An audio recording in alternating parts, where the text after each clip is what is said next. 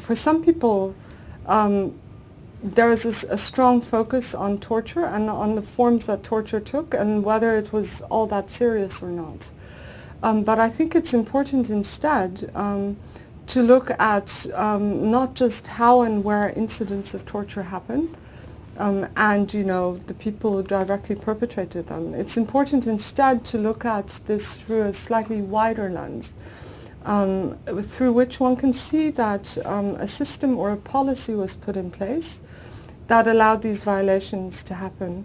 And that in turn makes it a more serious situation than if this was the case of dealing with a few bad apples. The seriousness of the crime is actually about the fact that it was widespread and systematic in its perpetration. And I think one can say this quite conclusively because we can see very clearly in the case of the United States that senior politicians and their legal advisors and also the CIA actually came together and devised a policy. And we can see also very clearly how that policy spread into different theaters. Looking at what's happened in the United States through that lens actually makes it much more important to think about how that could be redressed and what is appropriate.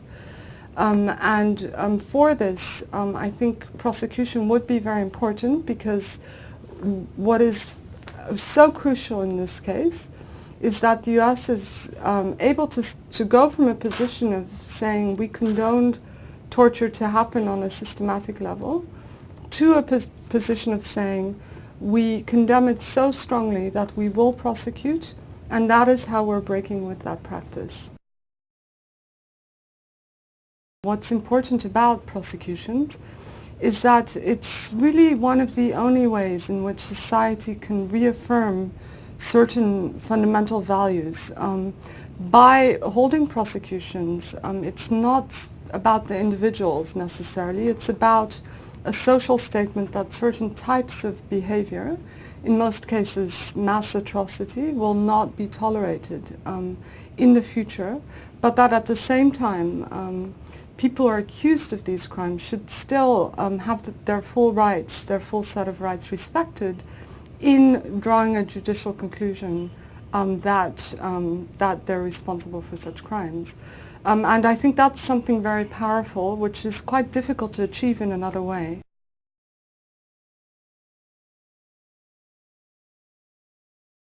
Since Nuremberg, many lawyers and international lawyers have recognized that you can't just follow and obey orders. You do have to question the moral content of what you're being asked to do, and it is incumbent on the individual to protest or to refuse to obey orders which are manifestly unlawful.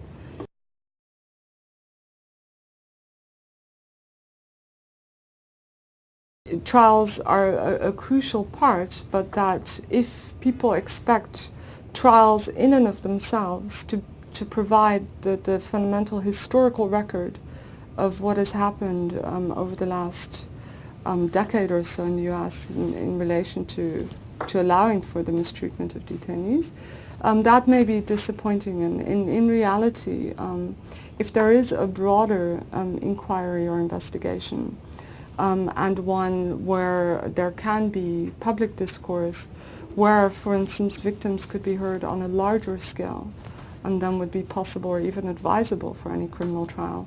I think that could be a very, very valuable complement. And of course, such a truth-seeking exercise can also be very facilitative of the national experience towards the prosecution. Because if people understand better the context, and if they understand the more full picture, in fact, it may be far easier for them to get behind what a prosecutor is doing. So I think in many societies we've seen that interplay of truth-seeking and developing a historical record and criminal accountability really go hand in hand, or they're two sides of the same coin, but neither completely fulfills the function of the other.